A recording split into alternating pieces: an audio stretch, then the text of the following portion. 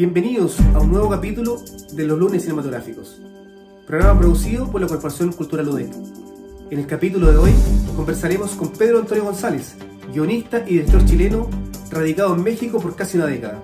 Trabajando para diferentes productoras audiovisuales del país azteca, sus rodajes han sido exhibidos y elogiados en innumerables certámenes, incluyendo el Festival de Oaxaca, uno de los más importantes del circuito cinematográfico de México.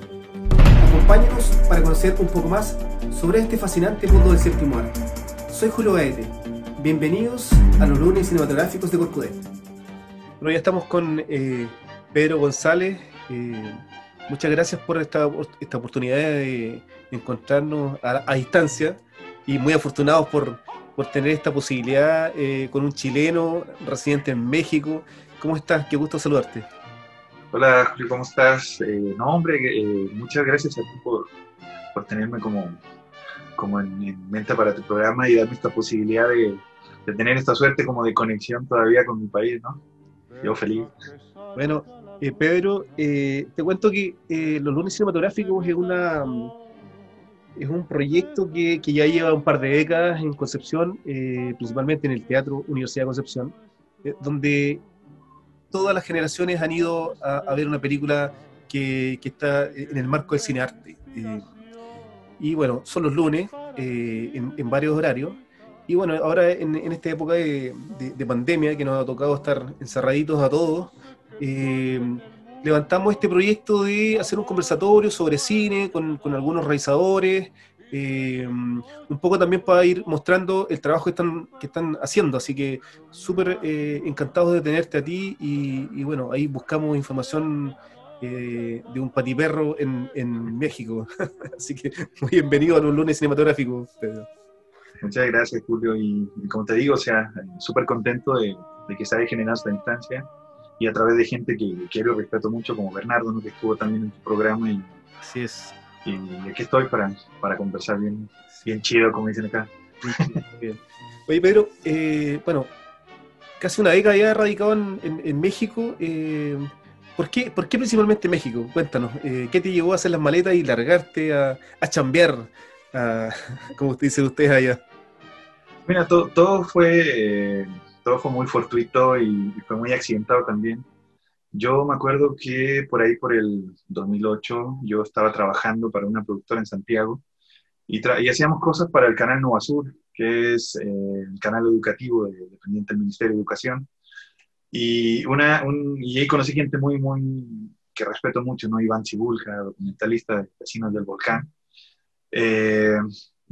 Conocí por ahí gente que me hizo trabajar en otros proyectos afines, y uno de ellos era sobre la vida y obra de Gabriela Mistral. Entonces, dentro del marco de la investigación, se supo de la etapa mexicana que tuvo ella y gran parte de ese proyecto se iba a filmar acá. Entonces, en ese tiempo me gustaba mucho el tema de hacer scouting, de buscar locaciones y todo eso. Y me subí como pude al proyecto y me vine a México, a la Ciudad de México específicamente, a Cuernavaca y después a Hidalgo. Y en todo ese tiempo que estuvimos buscando todo este itinerario de lugares para poder filmar la película, conozco a Violeta, que es ahora mi esposa. Muy fortuito también, como todas las buenas cosas que les pasan a uno en la vida. Y mantuve una relación con ella a distancia, ¿no? Luego de un tiempo yo vine, me quedé un buen tiempo acá, unos meses, luego ya vino a Chile. Y finalmente ya la tercera vez que nos vimos ya dijimos, casémonos, ya no podemos estar separados, y contigo se amarra este contrato con México para toda la vida, ¿no? Claro. En lo profesional siempre me pareció atrayente la filmografía mexicana como tal, ¿no? Ripstein, el Negro Iñárritu, por ejemplo, que estaban haciendo en ese entonces cosas interesantes. Ya todos conocíamos Amores Perro y la repercusión que tuvo. Y me era muy atrayente cómo México, cómo se visualiza ante el mundo, ante una urbanidad súper caótica, pero a la vez donde van ocurriendo una historia tras otra y cada una con un matiz súper especial. Entonces, creo que a todos quienes nos dedicamos como a esto del audiovisual, tenemos en el horizonte armar casi toda nuestra filmografía en base a un ideario casi como mágico, ¿no? Y Ciudad de México tiene todo eso, México en general tiene todo eso, y no me parecía mala la idea de a lo mejor venir a probar suerte acá.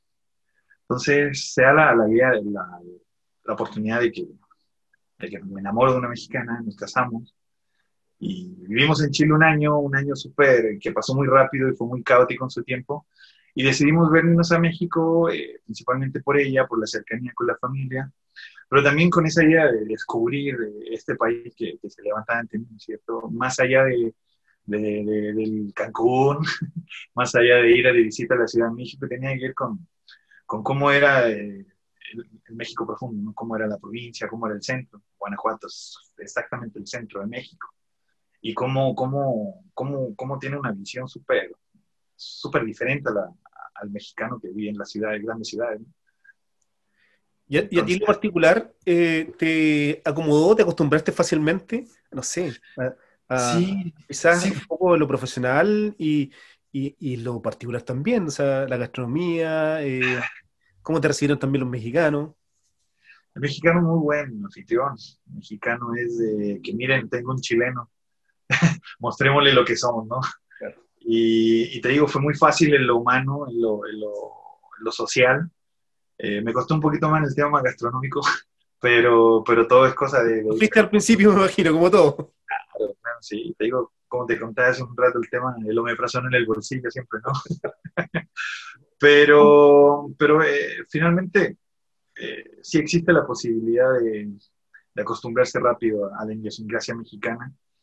Y el tema profesional fue un poquitito más lento, me costó más o menos establecerme alrededor de 1 o 2 años ya trabajando y ya al final del segundo año ya empezando a generar proyectos, ¿no? La idea principal era empezar a tejer como una red de contactos, conocer gente, conocer cómo se está realizando cine acá, con qué visión se está realizando cine acá, porque de alguna u otra forma ha repercutido en mí, o sea, la visión propia del cine que hago es absolutamente mexicano, ¿no? Y tiene que ver con el yo estoy, yo vivo y yo siento, el lugar donde vivo con la gente que amo, ¿no? Entonces, y en ese sentido, a diferencia, por ejemplo, de lo que hacía en Chile, es radical, ¿no? Es radical y le agregué color a mi vida, por así decirlo, ¿no? Bueno, a propósito de tu primera etapa en Chile, bueno, tú estudiaste acá, en Chile, y también trabajaste en varios proyectos de cine y publicidad. Cuéntanos un poco de esta primera etapa que hacías en Chile, quizás a poco de salir de tu carrera. Y mira, yo estudié en Arcos. Arcos es como un paradigma audiovisual de cierta época, ¿no? En mediados de los 80 con toda la dictadura ahí presente. Y yo te diría, antes de Arcis o la Escuela de Cine de Chile, Arcos era como el lado punk de esta carrera, ¿no? De, y hay maestros ahí que me otorgaron una visión súper particular de cómo abordar esta como inquietud que tenía de dedicarme a esto, ¿no? Por ahí entre ellos Udo Jacobsen, que es un maestrazo. Por ahí también tuve la posibilidad de coincidir con grandes personas como Paula Bravo, por ejemplo, como Alicia Cherson, que me hizo clases también, Cristian Jiménez, que de alguna forma me entregué casi a lo que ellos tenían para proponerme cómo generar la parte más técnica y práctica de la profesión antes de otorgarle lo que es como la mirada de autor, por así decirlo, ¿no? Entonces, creo que eso es muy importante porque uno entra a la escuela pensando que se las sabe todas, que a lo mejor vas a que tu cortometraje va a cambiar la historia del cine y a lo mejor necesitas pulir ciertas cosas antes de lanzarte a ofrecer una opinión propia, ¿no? Y Arcos en ese entonces que estaba como haciendo una especie de cambio en todo lo que era su malla curricular, pasando de la parte más narrativa autoral, teórica, a una visión más práctica. Era casi como que desde el primer año estar haciendo constantemente cortometrajes. Eh, Fue casi prueba y error todo el rato, ¿no? Entonces, una de las cosas que cambió como mi vida al respecto fue conocer a Francisco Casas, ¿no? la otra mitad de las yeguas del Apocalipsis, ¿no? Así es. Pude colaborar con él en muchas cosas, muchos proyectos, pude conocer ese espacio del arte underground chileno que a lo mejor todavía no me era tan visible porque no soy tan contemporáneo a ellos, ¿no?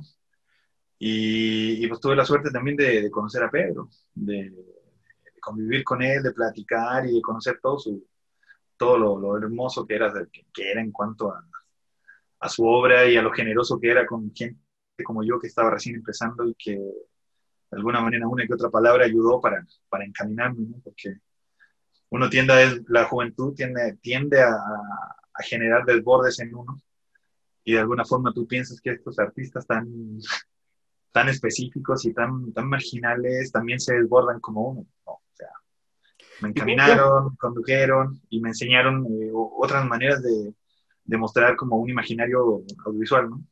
No sé, te iba a preguntar justamente lo mismo. ¿Qué tal esta experiencia de trabajar con Francisco Casa, bueno, junto a Pedro Lemebel fundaron el colectivo de arte Las Yeguas del Apocalipsis, que, bueno, todo es toda una tendencia, fue toda una época que marcó a generaciones, y que, bueno, hoy día, a propósito de Pedro Lemebel, también se están viendo frutos para las nuevas generaciones, con la última película que está basada en su novela, de Tengo miedo torero. No, o sea, Francisco, a diferencia de Pedro, por ejemplo, tiende a generar un proceso más colectivo. Pedro es casi como el viejo ermitaño que se sienta al lado de su ventana y se pone a escribir y ahí crea todo su imaginario. Pancho se nutre mucho de un montón de vertientes, ¿no?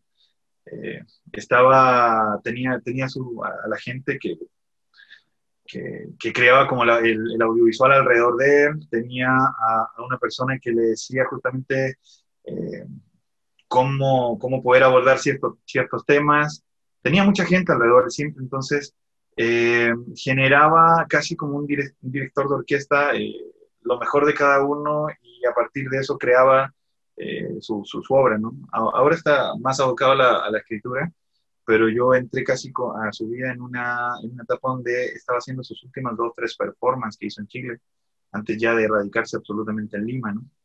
Así es. Y todo lo que te puedas imaginar de trabajar con una ex yegua, ¿no? O sea, eh, lo deslenguada que era, lo que es, porque no sé, sigue con nosotros, Sí. lo, lo rico que es que constantemente te está diciendo, mira, aquí hicimos esto con Pedro, mira, aquí entramos a caballo en la Universidad de Chile en tal año, no, aquí hicimos casa particular con Gloria Camiroaga, ¿no? Y imagínate para alguien que está empezando con esto lo que es, Mundo completo se abre, ¿no? no, o sea, es todo un tema al respecto y en una etapa en que a lo mejor todavía no conseguía situarme en el espacio que estoy ahora, que ya de alguna manera he encontrado como un camino cinematográfico, ¿no? Entonces abordaba muchas cosas en ese entonces, me nutría mucho de la visión que tenía radical Pancho, de hablar desde dónde estaba parado acerca de la homosexualidad, acerca de política, acerca de los cánones religiosos que nos han marcado como sociedad los chilenos. Entonces, de alguna forma esa radicalidad se vio reflejada en las ganas que tenía de hacer 100 cosas en un año en esos años. Y ahora me lo tomo más con calma, a propósito de que volví a verlo el año pasado, y volvimos a conversar acerca de lo que estábamos haciendo y pensar un poco más las cosas. Creo que es muy importante para un realizador envejecer, no, con todo lo que implica la palabra, porque ya tienes un ojo más agudo, ya te detienes a analizar los fenómenos sociales, la condición humana ya te es más completa, entonces, de alguna forma, sí empiezas a tomarte una pausa y hacer trabajos más elaborados, que es lo que me está pasando ahora, ¿no? Oye, Pedro, tú en el 2013 trabajaste en el rodaje Vecinos del Volcán, de Iván Siborka. este trabajo que fue como yo creo lo de inicio de tu carrera, ¿no es cierto? Cuéntanos un poquito cuál fue tu participación y cómo se desarrolló este rodaje. Mira, mi participación no fue tan directa en el rodaje, fue más bien como que formaba parte del grupo que ideó esto a nivel como en el papel, ¿no? A nivel de proyecto recién iniciado. A Iván le gusta mucho vivir el documental como lo vive, por ejemplo, un Herzog o hasta un Michael Moore, ¿no? Situarse en el fenómeno o vivir con el personaje siendo estudiado y pasar el proceso que está pasando el personaje. Entonces, me acuerdo que el equipo de ellos se fueron casi que cuando estalló el volcán. A las semanas ya estaban allá Sebastián y Alejandro estaban grabando y estaban recabando material. Y fue un proceso que se vivió a nivel muy lento, muy largo, y que significó también vivir los procesos de la gente que cohabitaba allá y que lo perdió todo y que tenía que reinventarse a medida de que íbamos revelando el daño que estaba dejando el volcán, ¿no? Entonces, en ese sentido también el trabajo documental de vivir en primera persona el fenómeno es una visión súper diferente a lo que yo venía haciendo también. Entonces, el hecho de la mirada de Iván, que es muy lenta, es muy pausada, es muy de sentarse primero, es muy de observar, es muy de conocer, al igual que el ejercicio que hiciste tú conmigo, ¿no? Esta plática previa a ya conectarnos, es estar un par de días conociendo a la gente antes de someterla a la cámara, ¿no? Entonces, más allá de romper esa barrera propia de la cámara, es un tema también de que la cámara sea partícipe de este dolor también y sea partícipe también de esta fortaleza que pueda llegar a tener ciertos personajes para poder reinventarse a sí mismo, ¿no? Porque lo más destacable era aquellos que no querían dejar el lugar, ¿no? Aquellos que no querían moverse de donde ya estaba todo en el suelo, o ya estaba todo tapado, o ya no había vida, ya el campo ya no servía, el agua estaba contaminada, ¿me entiendes? Entonces, eh, esa sensación de casi como que muero con las botas puestas fue muy enriquecedora, ¿no? Bueno, Pedro, vamos más adelante, ya en tus trabajos como quizás director y guionista, en este corto de ficción, H, que tuvo varias nominaciones y también varios premios. H fue el primer proyecto que yo realicé al terminar la universidad.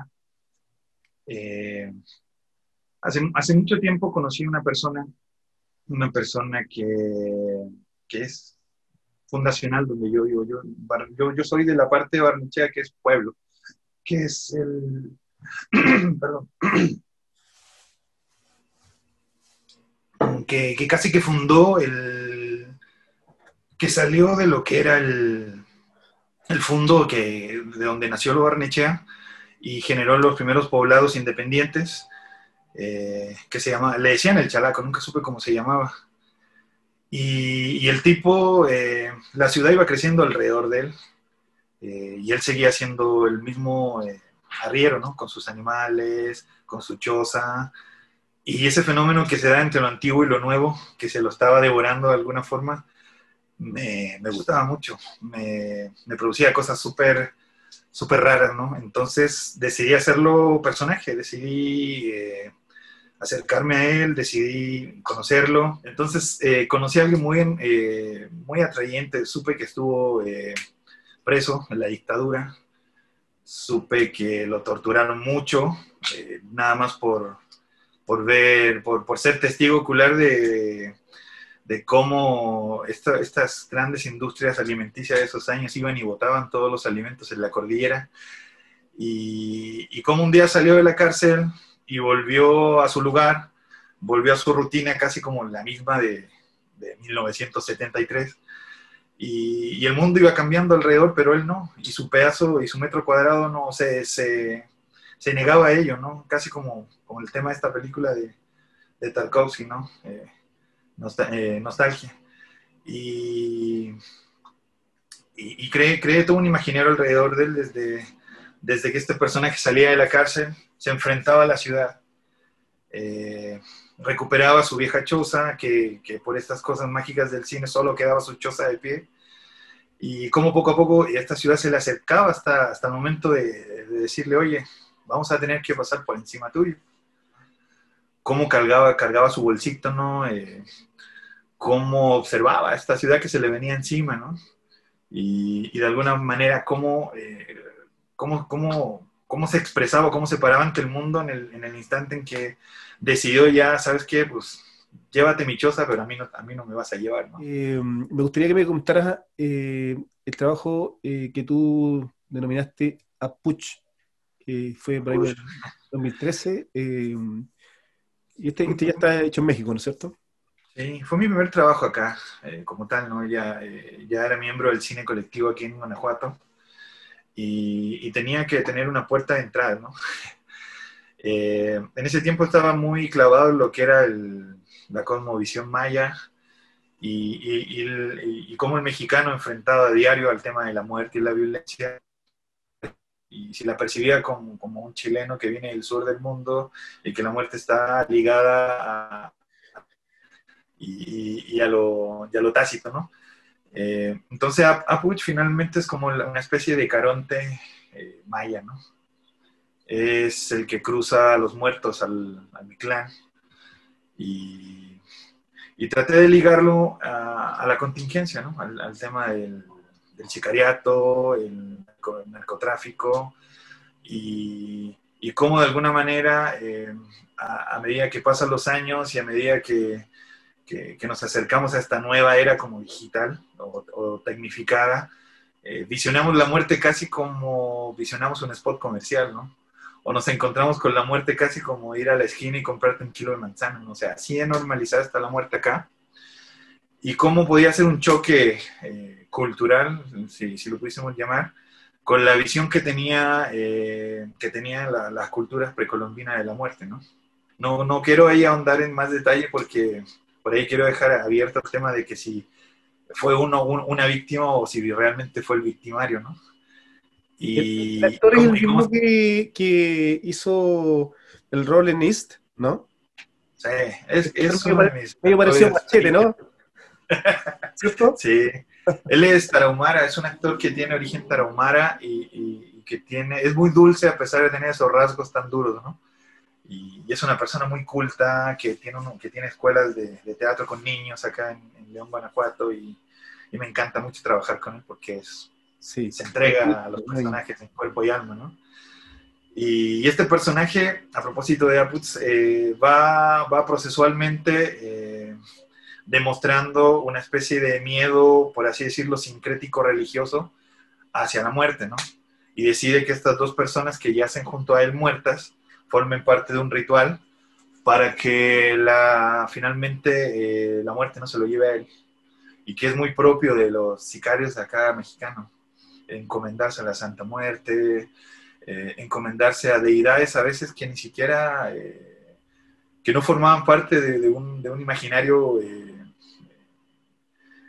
propio de las culturas precolombinas o católicas, ¿no? Simplemente a medida que este proceso violento iba ocurriendo, fueron creando su propia cosmovisión. No contemos más de este proyecto, Pedro, porque va a ser uno de los trabajos que vamos a mostrar después de este conversatorio, así que para que también nuestros amigos y amigas que nos están viendo puedan verlo presencialmente. Quiero llevarte a Braid, donde también mostraste tus dotes actorales en una típica cantina de Guanajuato. No sé si está en Guanajuato, pero yo vi muchas de esas. Pues el tema que estuviese ahí respondía al tipo de personajes que estaba grabando, ¿no? De alguna forma formó parte de un sueño que yo tuve con mi padre, hippie, en aquellos años en que tenía en ese entonces la misma edad que yo tenía cuando grabé esa película, ¿no? Y mi abuelo que era la personificación chilena de Errol Flynn, sí, y que fue un boxeador muy reconocido en Santiago en su tiempo. Y nos imaginé a los tres compartiendo un trago, conversando trivialidades, y de alguna forma, sin algo puntual que lo hiciera tan particular el sueño, simplemente era que los tres teníamos la misma edad y estábamos chupando en un bar. Digo, esa misma cantina te la encuentras en Conchalí Claro. o en Recoleta, y de alguna manera la estábamos pasando bien. Entonces, en ese sentido, el corto pretendía ser, y de alguna forma mi familia lo interpretó por ahí también, como una reafirmación entre mi propia herencia, ¿no? Mi abuelo y mi padre, y de cómo de alguna forma el amor y la comunicación con ellos, a pesar de la distancia, puede tornarse absolutamente presente a través de un cortometraje quizás en una instancia tan a lo mejor ejecutiva como un rally, ¿no? De cine, en que en 48 horas tenías que hacer un trabajo y tenías que desde escribir un guión hasta ya exhibirlo la última hora, ¿no?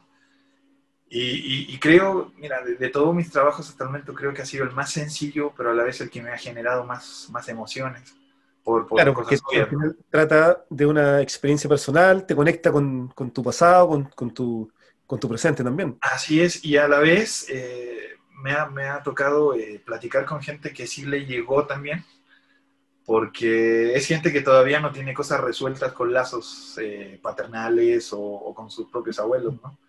Y ¿Tú tuviste la oportunidad de tener un encuentro con los dos, con tu viejo y con tu abuelo? mi abuelo ya falleció hace un par de No, años. pero lo conociste, Eh, digamos. sí, por Claro. supuesto. O sea, A mi tuviste la padre también. Pero la relación con mi abuelo fue casi así, por sobre la de mi padre, por ejemplo. De hecho, hubo una época de mi vida que él era mi padre, ¿me entiendes? Entonces, de alguna manera y quizás indirectamente traté de ponerlos a competir conmigo y generar una carta de amor hacia ellos con un trabajo sencillo que traté como de casi egoístamente de guardarlo solo para mí, lo exhibí muy poco.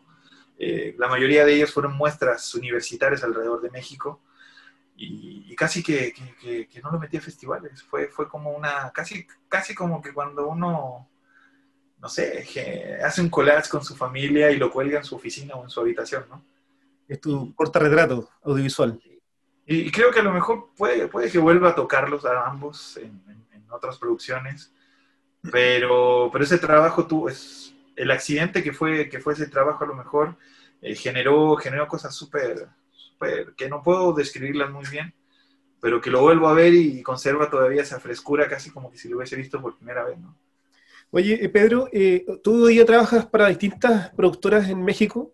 Así ¿Cómo se es. adaptarse a este mundo? Hay similitudes con la industria cinematográfica chilena, ¿no? Pues en Chile hacía casi lo mismo, ¿no? Es muy difícil que sobreviva solo del cine, ¿no? Entonces, pues te ves obligado a echar una miradita ahí a la publicidad, incluso al video, ¿no? Al video institucional.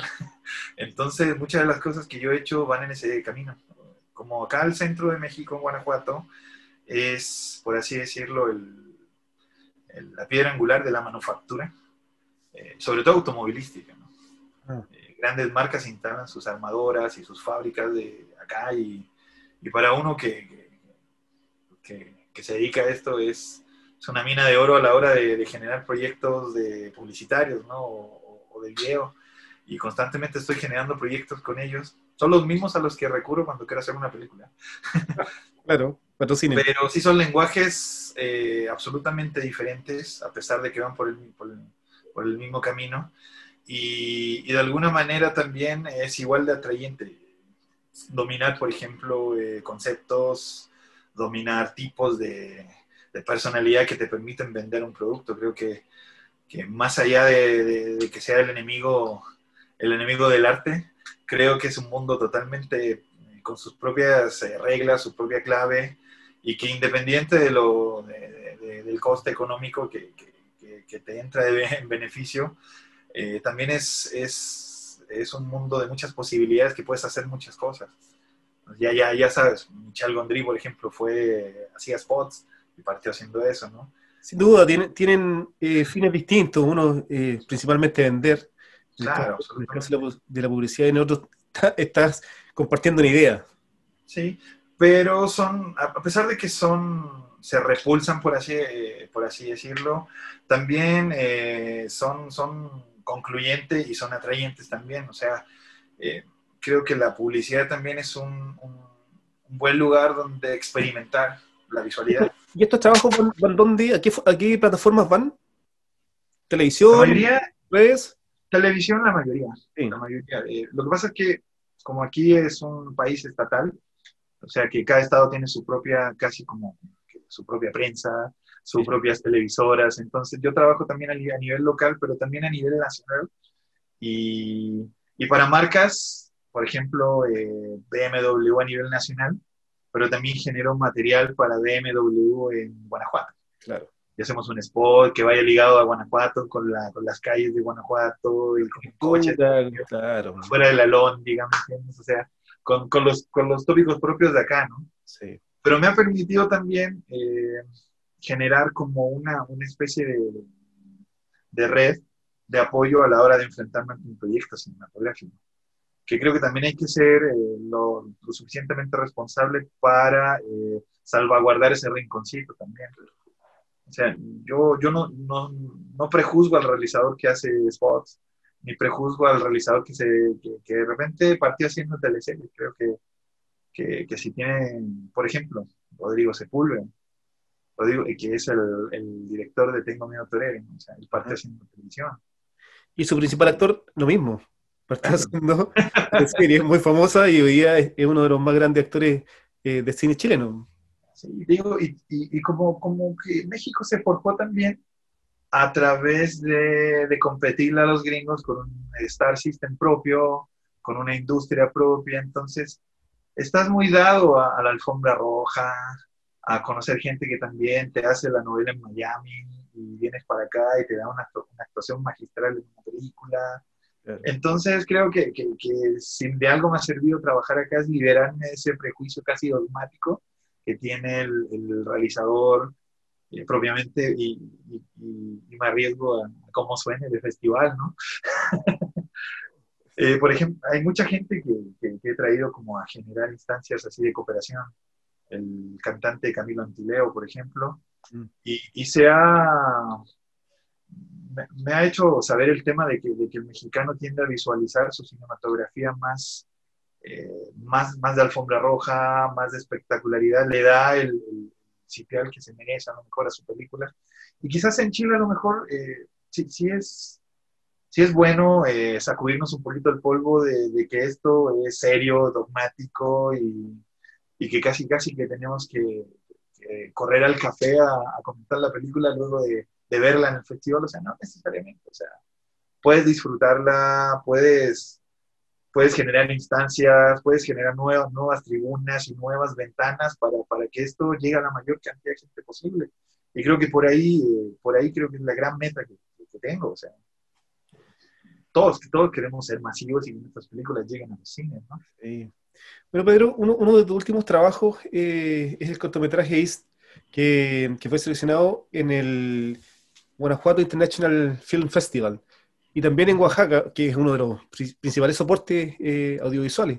Así es. Tiene una particularidad que la primera parte está hecha en blanco y negro con un muy buen matiz de grises, que yo tuve la oportunidad de verlo, tú me lo compartiste. Sí. Es uno de tus últimos trabajos. Cuéntanos un poquito en qué está basado, en qué te inspiraste. Por ahí yo creo que también tiene algo de lo que ha pasado, digamos, en las últimas décadas en la cultura latinoamericana a propósito de Sí, de las hecho, dictaduras de Latinoamérica. tiene todo eso, ¿ah? Pero nació de la forma más, sí, nació de la forma más casual también, o sea, la fuente principal de inspiración es La estamos pasando muy mal de Jorge González y los prisioneros, ¿no? Claro. Cómo va narrando poco a poco esta persona que está, está rumbo a una misión que él considera que es fundamental para el status quo de las cosas, ¿no? Por ahí también responde al famoso speech que le llamaban el speech moral, ¿no? que ocurría en la dictadura. que estos tipos primeros antes de dejarte y de torturarte físicamente te desmoralizaban y que casi que corrías pidiendo que por favor acaba conmigo, ¿me entiendes? Eh, Ese es su trabajo, ese es el trabajo del personaje principal. Y a partir de ese trabajo construye toda esta capa de mentiras una tras otra que conlleva sus relaciones laborales, sus relaciones con el mundo y sus relaciones familiares, ¿no? Su familia impecable, casa impecable. Casi como casa piloto. A la hora de definirlo con el director de foto, le dije, güey, yo quiero una casa piloto, quiero una foto de casa piloto ahí que tenga la menor humanidad posible. Y también lo fui construyendo a partir de testimonios de familiares y sobre todo papás de amigos que fueron torturados y que conocieron, por ejemplo, a Corbalán, que conocieron directamente a insignes torturadores de nuestra dictadura. Y cómo construían una personalidad súper egocéntrica alrededor de ellos, que le importaba mucho lo que dijeran de ellos, cómo los visualizaban, y también lo aspiracional que eran de querer formar sí o sí parte de una aristocracia súper plástica, como fue la aristocracia de los 80 en Chile, ¿no? Esta aristocracia de las vedettes, casi como una película de Douglas Sirk, ¿no? Con colores así chillones, poco tonales, que de alguna otra forma externalizaban un poquitito la falta de humanidad que hubo muchos de ellos, ¿no? Y no quiero revelar lo que pasa en ese cuarto, en que entramos al color, porque de alguna otra forma el color tiende a querer destacar algo particular ahí. Cómo de alguna manera un hecho particular o una persona en particular, con solo un gesto, rompe tácitamente con todo eso. ¿Esta película fue rodada en Guanajuato o en León? En Guanajuato y León. Ya. Todo lo que es la parte del hotel y el subterráneo del cuarto de torturas. Es un hotel muy antiguo que hay en el centro de León, Guanajuato. Todo lo que es la calle, el coche, el hotel, el frontis de la casa. Ya revelé que era un hotel. Todo es de Guanajuato. Todo es de Guanajuato. Sí, Que creo... cuando el actor principal va en el recorrido de su casa, bueno, tú ves las calles de Guanajuato, esas calles estrechas, con curvas. Sí, eso es Guanajuato y de alguna manera también traté como de llevar a nivel estético, situar esa parte de la película en otra época, ¿no? Creo que Guanajuato me ayudó mucho en ello. Sobre todo esa calle que trae mucha arquitectura de los 40 hasta los 60, por ejemplo. Pero también, bueno, está muy cuidado los planos, donde sugieren una época, sugieren un estatus, como dices tú, la familia perfecta, la casa pulcra, una relación ficticia de buenas relaciones en su familia, antes de ir a hacer lo que él tenía encomendado hacer, ¿no? Claro, o sea, como te digo, o sea, todo responde en capas de mentira y que responden también a cómo nos intentaron situar a nivel de un sistema en aquellos años que para ellos funcionaba, ¿no? A nivel familiar, cómo la importancia de que te vieran que tu familia estaba perfectamente constituida, cómo la mesa estaba constituida, cómo los alimentos estaban constituidos específicamente con esos huevos muy, muy falsos, y cómo de alguna manera todo elemento y toda acción que pasaba ahí tenía que contar primero con la aprobación de la cabeza de este hogar. Entonces, en ese sentido, la idea era revelar primero la personalidad de este sujeto antes de ya meternos de lleno en quién era, qué es lo que hacía y cómo iba a detonar la película, ¿no? Y te digo, responde absolutamente a la visión de los torturadores que tenían los torturados. De hecho, el speech completo que se manda está así, es íntegro de lo que me contaron mis tíos, de cómo les fue. Mira. Entonces, de hecho, cuando se las mostré, lo primero que me dijeron, no, estoy güeyando. ¿En serio? Sí, está íntegro, ¿no? Y cómo también la tortura estaba sistematizada y tenía capas también de procesos muy marcados que si se rompía uno de ellos, pues se venía todo el night abajo, ¿no? Por ahí más o menos quise abordar un personaje, y a mí todos estos personajes abyectos ética y moralmente, y que de alguna manera influenciaron negativamente la construcción de una sociedad, creo que son se adecúan mucho al tipo de cine que me gusta hacer. Pedro, este rodaje estuvo participando de varios festivales. eh, Ha tenido muchos. mucha todavía. Sí, claro. ¿Y por qué Oaxaca es uno de las plataformas más importantes para ti? El tema de Oaxaca, de hecho, nosotros postulamos primero a Oaxaca antes que allí, por ejemplo. Y comenzamos a postular en Oaxaca desde que era un guión, porque para nosotros Oaxaca, Guadalajara, Oaxaca y Baja California, representan donde se está moviendo el mercado audiovisual ahora, acá, donde vas a hacer negocios de distribución, donde están, por ejemplo, hay voces que van a escuchar proyectos, Netflix, HBO, van a ir a escuchar proyectos en proceso y también van distribuidores muy importantes. Entonces, para nosotros era muy estratégico que Oaxaca lo exhibiera por el mercado que tenía. Me atrevo a decir que después de Guadalajara debe ser el segundo mercado más importante en México a la hora de querer cómo distribuir tu película, ¿no? Y desde el guión ya estuvo, luego ya cuando estuvo en la competencia de guiones y ya logré financiarla a través de una instancia estatal, la película, volví con la película ya lista otra vez y casi fue como que, oye, pues, tienes que seleccionarla, o sea, es hija de tu festival. Parte de su financiamiento ocurrió gracias a Oaxaca. Bueno, Pedro González, quiero agradecerte profundamente esta oportunidad de poder conversar a distancia con un chileno radicado en México, en esa tierra tan bonita. Y quiero que, bueno, tú mismo presentes los dos cortometrajes que nos ofreciste para esta sesión de lunes cinematográfico y que acá en Concepción y en diferentes puntos de Chile la van a ver. Muchas gracias.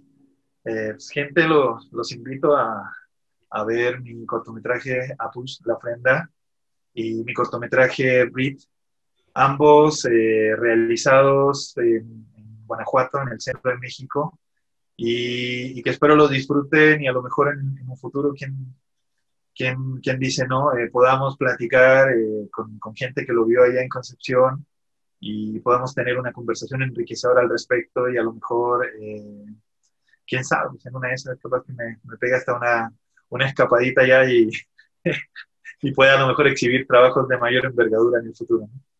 Bueno, sin duda acá te vamos a estar esperando, Pedro, en el Teatro Universidad de Concepción, en alguna de esas sesiones que vamos a tener preparadas. Así que un gran abrazo a la distancia, que estés muy bien y mucha suerte en tus proyectos futuros. Muchísimas gracias, Julio, por esta ventana y pues feliz de participar en tu proyecto. Que estés muy bien. Adiós. Hasta luego, muchas gracias.